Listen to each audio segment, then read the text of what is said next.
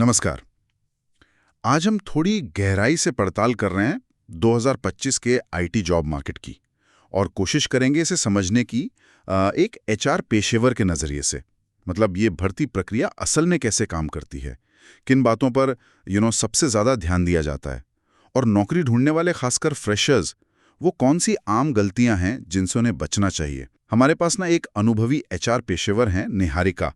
उनके साथ हुई एक काफ़ी लंबी बातचीत का सार है। उन्होंने जो भर्ती के आजकल के ट्रेंड्स हैं, रिज्यूमे कैसे देखे जाते हैं और उम्मीदवार चुनने की पूरी प्रक्रिया पर अपनी कई अहम बातें शेयर की हैं। तो इस पूरी चर्चा का मकसद क्या है?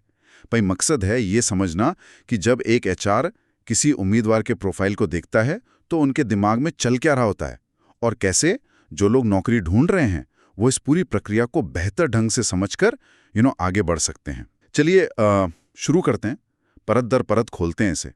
तो शुरुआत करते हैं निहारिका जी के अनुभव से, जिनकी बातचीत हमारी इस चर्चा का आधार है। उनका जूनियर रिक्रूटर से एचआर मैनेजर बनने तक का सफर मुझे लगता है उन्हें इस विषय पर बात करने की एक खास विश्वसनीयता देता है ना? हाँ बिल्कुल, ये अनुभव बहुत मायने रखता है। सही कह रहे हैं आप। उन्होंने बताया भी कि कैसे एक छोटी कंसल्टेंसी से शुरुआत करके जहां वो एमएनसीज के लिए हायरिंग करती थी, तो उन्हें धीरे धीरे ये हायरिंग के बदलते ट्रेंड्स, अलग अलग कंपनी कल्चर और एक एचआर भूमिका होती है, इसमें काफ़ी दिलचस्पी जगी। मतलब जूनियर रिक्रूटर से सीनियर एचआर मैनेजर और फिर एचआर हेड मैनेजर तक का उनका सफ़र उनकी बातों को एक वजन देता है, जमीनी हकीकत से जोड़ता है। तो आजकल कंपनियां क्या देख रही हैं उम्मीदवारों में, खासकर फ्रेशर्स की बात करें तो?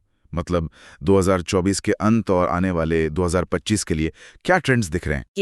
के 2024 और आगे भी इंटर्नशिप का अनुभव और प्रैक्टिकल स्किल्स, इन पर जोर बहुत बढ़ गया है। बहुत ज्यादा। सिर्फ डिग्री होना वो अब उतना काफी नहीं माना जा रहा। कंपनियां ये देखना चाहती हैं कि उम्मीदवार ने जो सीखा है उसे असल में इस्तेमाल करना आता है या नहीं। जैसे मान लीजिए कोई वेब डेवलपमेंट के लिए अप्लाई कर रहा है, तो सिर्फ HTML, CSS, जावास्क्रिप्ट जानना ही काफी नहीं है अब। नहीं, बिल्कुल नहीं। बैकएंड के कॉन्सेप्ट्स, डेटा स्ट्रक्चर्स, एल्गोरिदम्स की समझ, डेटाबेस मैनेजमेंट और गिट जैसे वर्जन कंट्रोल सिस्टम्स, इन पर भी अच्छी पकड़ होनी जरूरी मानी जा रही है। मतलब थ्योरी को असल दुनिया की प्रॉब्लम पर अप्लाई करने की क्षमता वो देखी जा रही है। और हाँ, एक और बहुत बहुत अहम बात सामने आई, एक मजबूत पोर्टफोलियो। खासकर गिटहब जैसे प्लेटफॉर्म पर अपने प्रोजेक्ट्स को दिखाना, ये अब लगभग उतना ही जरूरी हो गया है जितनी शायद डिग्री। ये सीधे सीधे आपकी काबिलियत का सबूत है, जिसे अनदेखा करना मुश्किल है। हाँ, ये पोर्टफोलियो वाली बात वाकई दिलचस्प है। गिटहब का जिक्र तो आजकल बहुत होता है, लेकिन अक्सर ये भी सुनने में आता है कि लोगों के पास स्किल्स भी होती हैं, प्रोजेक्ट्स भी किए होते हैं, फिर भी उन्हें इंटरव्यू कॉल नहीं आती। इसकी क्या वजह हो सकती है? बिल्कुल ये होता है, और यहाँ पर ना कम्युनिकेशन यानी संवाद कौशल एक बहुत बड़ा फैक्टर बन जाता है।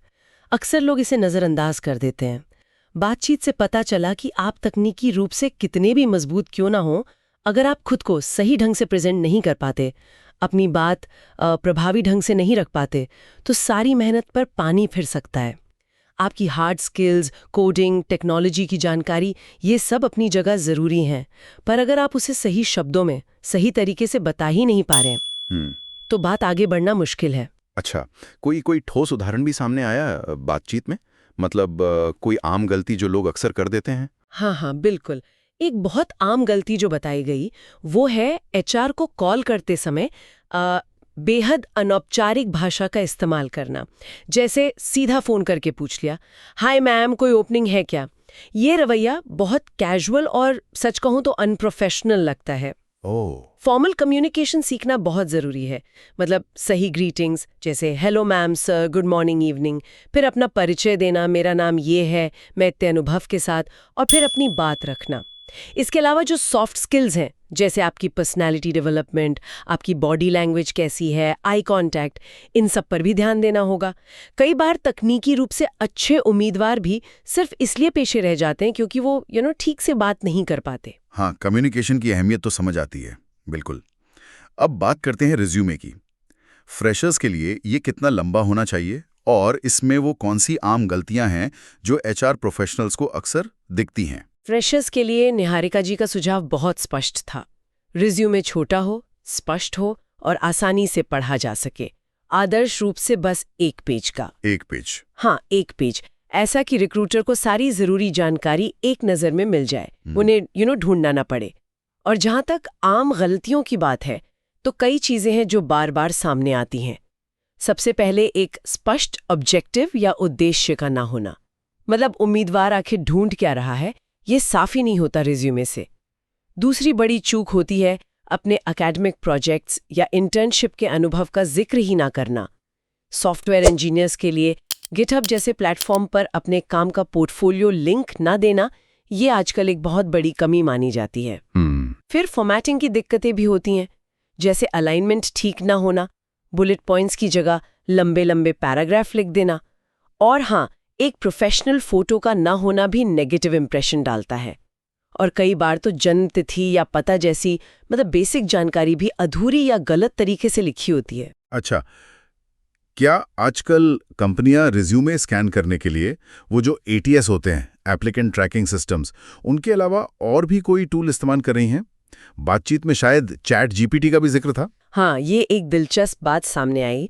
बताया गया कि HR खुद किसी रोल की बारीकियों को समझने के लिए, जैसे कि एक फ्रंट एंड डेवलपर के लिए क्या स्किल ज़रूरी हैं, या फिर मॉक इंटरव्यू के सवाल तैयार करने के लिए, इसके लिए चैट GPT जैसे AI टूल्स का इस्तेमाल कर सकते हैं। अच्छा। हाँ, तो ये दिखाता है कि AI अब भर्ती प्रक्रिया में एक सहायक की भूमिका निभा रहा है। भले ही वो सीधे रिज्यूमे स्क्रीनिंग के लिए मुख्य टूल ना हो अभी। मैनुअल स्क्रीनिंग तो अभी भी बहुत महत्वपूर्ण है। रिज्यूमे सिर्फ कीवर्ड्स के लिए स्कैन नहीं होता, उसे पढ़कर समझा भी जाता है। और जहाँ तक वो 10th या 12th के नंबरों की बात है, हाँ, तो निहारिका जी ने बताया कि हाँ, वो देखे जा सकते हैं, लेकिन ये आमतौर पर हायरिंग में कोई बड़ी बाधा नहीं बनते। ये बस उम्मीदवार के एकेडमिक प्रदर्शन का एक अंदाजा देते हैं। इससे कोई सिलेक्शन रोकने वाला फैक्टर नहीं माना जाता ज्यादातर। और ये बहस तो हमेशा चलती है, डिग्री ज्यादा जरूरी है या स्किल्स। इस पर निहारिका जी की बातचीत से क्या निचोड़ निकलता है, क्या कहती हैं वो? इस पर एक कह सकते हैं बैलेंस्ड व्यू सामने आया। स्किल्स खासकर नौकरी पाने के शुरुआती दौर में वो तो बेहद महत्वपूर्ण है। आप बिना प्रैक्टिकल स्किल्स के इंटरव्यू क्लियर नहीं कर सकते, ये तो तय है। हाँ। लेकिन करियर में लंबी दौड़ के लिए डिग्री की अपनी अहम भूमिका है। ऐसा कहा गया कि कई बार बहुत प्रतिभाशाली और कुशल उम्मीदवार भी सिर्फ इसलिए प्रमोशन या बेहतर मौकों से चूक जाते हैं क्योंकि उनके पास संबंधित फॉर्मल डिग्री नहीं होती। अच्छा। हाँ, डिग्री न केवल ज्ञान का आधार देती है, बल्कि वो पर्सनालिटी को निखारने और करियर में आगे बढ़ने के नए रास्ते खोलने में भी मदद कर सकती है। और हाँ, लगातार सीखते रहना, कंटिन्यूअस लर्निंग, इसे तो प्रोफाइल में 5 सितारे जोड़ने जैसा बताया गया। इसकी अहमियत बहुत ज्यादा है। अच्छा, ये बताइए कि किसी कंपनी में हायरिंग की प्रक्रिया शुरू कैसे होती है? कहाँ से बात चलती है? क्या HR टीम को एक तय बजट मिलता है हर रोल के लिए? हाँ, आमतौर पर प्रक्रिया तब शुरू होती है जब कोई मैनेजर या टीम लीड बताता है कि उन्हें टीम में नए लोगों की जरूरत है। मान लीजिए उन्हें 2 सॉफ्टवेयर इंजीनियर चाहिए, तो ये जरूरत HR टीम को बताई जाती है।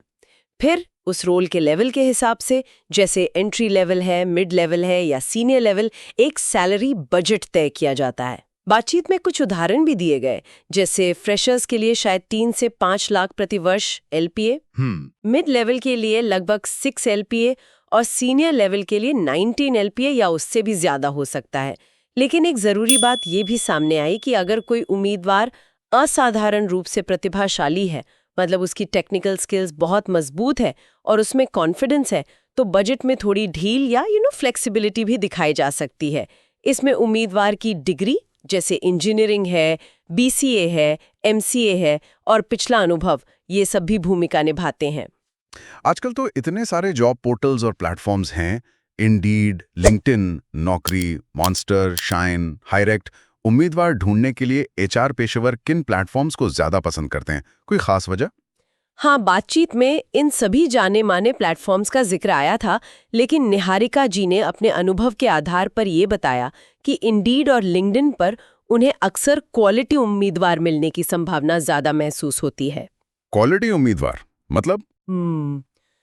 उनका कहना था कि इन प्लेटफॉर्म्स पर मिलने वाले उम्मीदवारों का कम्युनिकेशन, चाहे वो रिज्यूमे में लिखी बातें हों, ईमेल का जवाब देने का तरीका हो या फोन पर बातचीत हो, वो अक्सर ज्यादा प्रोफेशनल और प्रभावी पाया गया है। अच्छा। हाँ, इसका मतलब ये कतई नहीं कि दूसरे प्लेटफॉर्म्स बेकार है, लेकिन उनके अनुभव में खासकर अनुभवी और बेहतर कम्युनिकेशन स्किल्स वाले उम्मीदवारों को ढूंढने में इंडीड और लिंक्डइन ज्यादा कारगर साबित हुए हैं।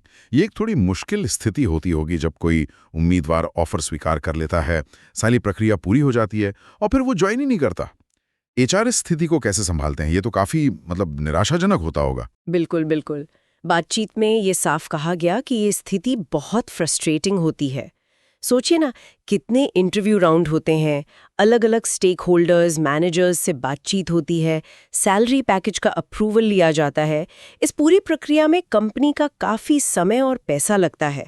तो जब उम्मीदवार आखिरी समय पर मना कर देता है या बिना बताए गायब हो जाता है, जिसे गोस्टिंग कहते हैं, तो जाहिर है निराशा होती है। हाँ, गोस्टिंग। हाँ, हालांकि निहारिका जी ने बताया कि उनकी कोशिश रहती है कि इसे सकारात्मक रूप से संभाला जाए। वो उम्मीदवार को भविष्य के लिए शुभकामनाएं देती हैं और ये दरवाज़ा खुला रखती हैं कि अगर भविष्य में उनका मन बदलता है या वे कहीं और खुश नहीं हैं, तो वे दोबारा संपर्क कर सकते हैं। लेकिन उन्होंने ये भी जोड़ा कि शायद सभी एचआर या कंपनियां इतनी फ्लेक्सिबल न हो। क्या ऐसे उम्मीदवारों को ब्लैकलिस्ट भी किया जाता है जो इस तरह का व्यवहार करते हैं? मतलब ऑफर लेकर ज्वाइन न करना या संपर्क ही तोड़ देना। हाँ, इस बारे में भी बात हुई। ब्लैकलिस्टिंग होती है और ये खासकर उन उम्मीदवारों के साथ होता है जो एचआर को घोस्ट कर देते हैं।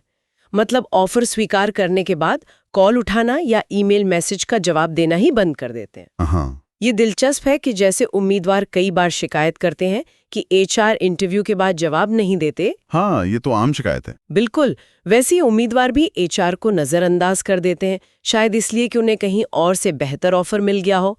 यहाँ दोनों तरफ से स्पष्ट और समय पर कम्युनिकेशन की जरूरत पर बहुत जोर दिया गया, ताकि दोनों पक्षों को पता रहे कि स्थिति क्या है। अच्छा, अगर किसी के रिज्यूमे में मान लीजिए 2-3 साल का गैप हो, किसी भी वजह से, व्यक्तिगत, पारिवारिक, स्वास्थ्य, तो क्या कंपनियां ऐसे उम्मीदवारों पर विचार करने से कतराती हैं? अब दिखता है रिक्रूटर के मन में पहला सवाल आता है कि इस उम्मीदवार से संपर्क करें या नहीं।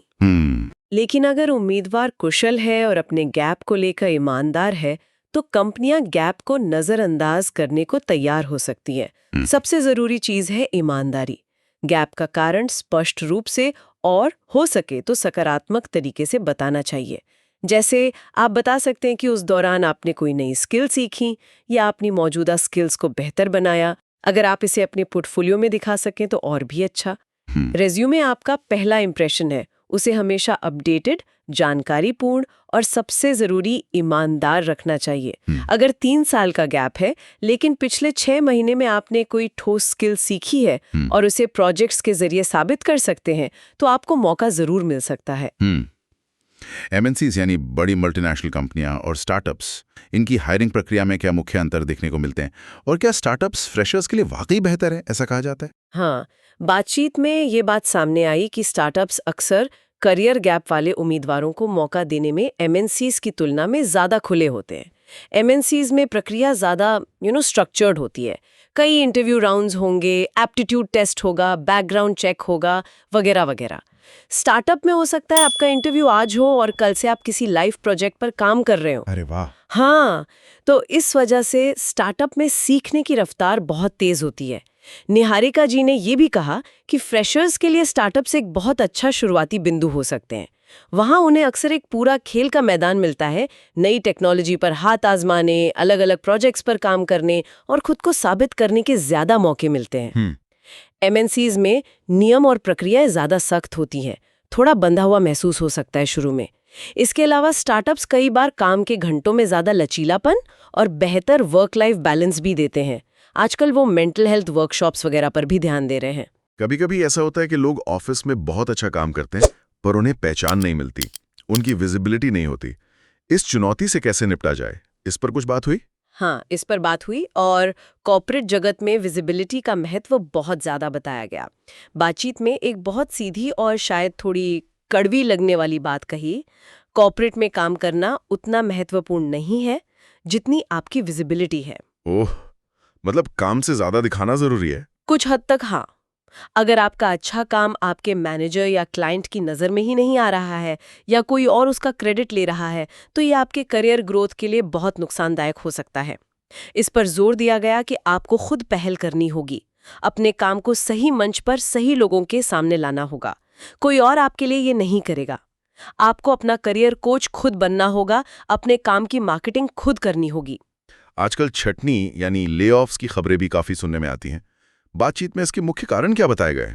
क्यों होती है छटनी? निहारिका जी के अनुसार इसके 2 मुख्य कारण सामने आते हैं। पहला, मौजूदा मार्केट ट्रेंड्स के हिसाब से खुद को लगातार अपस्किल ना करना, और दूसरा, अपने कंफर्ट जोन से बाहर निकलने और नई चीजें सीखने की कोशिश न करना। जो लोग नई टेक्नोलॉजी सीखने या जरूरत पड़ने पर नई भूमिकाएं अपनाने में हिचकते हैं, वो समय के साथ पीछे रह जाते हैं। अगर कोई सालों से एक ही तरह का काम कर रहा है और नई चुनौतियों से बच रहा है, तो कंपनी के लिए उसकी प्रासंगिकता कम हो सकती है। इसलिए निरंतर सीखना और खुद को विकसित करते रहना बहुत जरूरी है। आखिर में लिंक्डइन प्रोफाइल की बात करते हैं। क्या एचआर वाकई हायरिंग से पहले से देखते हैं? ये कितना महत्वपूर्ण है आजकल? हाँ, बिल्कुल, इसे बहुत ज्यादा महत्वपूर्ण माना गया, बहुत ज्यादा। लिंक्डइन सिर्फ एक ऑनलाइन रेज्यूमे नहीं है, बल्कि ये प्रोफेशनल नेटवर्किंग का एक शक्तिशाली जरिया है। यहाँ तक सलाह दी गई कि रिज्यूमे बनाने से भी पहले अपना लिंक्डइन प्रोफाइल बना लेना चाहिए और उसे ठीक से मेंटेन करना चाहिए। रिज्यूमे से भी पहले मीटअप्स में हिस्सा ले सकते हैं और अपना नेटवर्क बना सकते हैं, जो जॉब ढूंढने में बहुत मददगार हो सकता है। रिक्रूटर अक्सर रिज्यूमे में दिए गए लिंक्डइन प्रोफाइल लिंक को चेक करते हैं। अगर प्रोफाइल अधूरा है, उसमें प्रोफेशनल फोटो नहीं है या जानकारी अपडेटेड नहीं है, तो ये एक नेगेटिव प्रभाव डाल सकता है। प्रोफाइल में आपकी शिक्षा, आपकी महत्वाकांक्षाएं, आपकी स्किल्स, आपके प्रोजेक्ट्स, सर्टिफिकेशंस, ये सब स्पष्ट रूप से और आकर्षक ढंग से प्रस्तुत होने चाहिए। तो इस पूरी चर्चा को अगर समेटें तो मुख्य बातें क्या निकलती हैं? नौकरी ढूंढने वालों, खासकर फ्रेशर्स को किन बातों पर सबसे ज्यादा ध्यान देना चाहिए? मुझे लगता है सबसे पहली और शायद सबसे जरूरी बात है प्रभावी कम्युनिकेशन। सिर्फ तकनीकी ज्ञान काफी नहीं है, अपनी बात सही ढंग से रखना आना चाहिए। बिल्कुल। दूसरा, एक संक्षिप्त, सटीक और प्रोफेशनल दिखने वाला रिज्यूमे, वो आपकी पहली सीढ़ी है। हाँ। तीसरा, अगर करियर में गैप है तो ईमानदारी से बताएं और दिखाएं कि आपने उस समय का सदुपयोग कैसे किया, छुपाए नहीं। सही। चौथा, अपने काम की विजिबिलिटी सुनिश्चित करना, कॉर्पोरेट जगत में अपनी पहचान बनाना सीखें। पांचवा, लगातार सीखते रहना और खुद को अपस्किल करना, ये अब कोई विकल्प नहीं, जरूरत है। बिल्कुल जरूरत है। और छठा, नेटवर्किंग, चाहे वो लिंक्डइन के जरिए हो, ऑनलाइन कम्युनिटीज के जरिए या ऑफलाइन मीटअप्स के जरिए, ये अवसरों के नए दरवाजे खोल सकती हैं। बिल्कुल सही कहा आपने। ये सभी बिंदु न केवल नौकरी पाने के लिए, बल्कि शुरुआती करियर में आगे बढ़ने के लिए भी बेहद जरूरी है। और इसी से जुड़ा एक विचार जो शायद श्रोताओं को सोचने पर मजबूर करे। मान लीजिए आपने नौकरी पा ली, शुरुआती बाधाएं पार कर ली। अब सवाल ये उठता है कि आप उस संगठन के भीतर लगातार अपनी उपयोगिता कैसे साबित करेंगे, अपनी पहचान कैसे बनाए रखेंगे, ताकि आपका करियर सिर्फ शुरू होकर रुक ना जाए, बल्कि लगातार आगे बढ़ता रहे। ये चुनौती सिर्फ नौकरी पाने से कहीं आगे की है, ये निरंतर प्रासंगिक बने रहने की चुनौती है। बहुत गहरी बात। इस जानकारी से भरपूर विश्लेषण में शामिल होने के लिए धन्यवाद। उम्मीद है यह अंतर्दृष्टि हमारे श्रोताओं के जरूर काम आएंगी।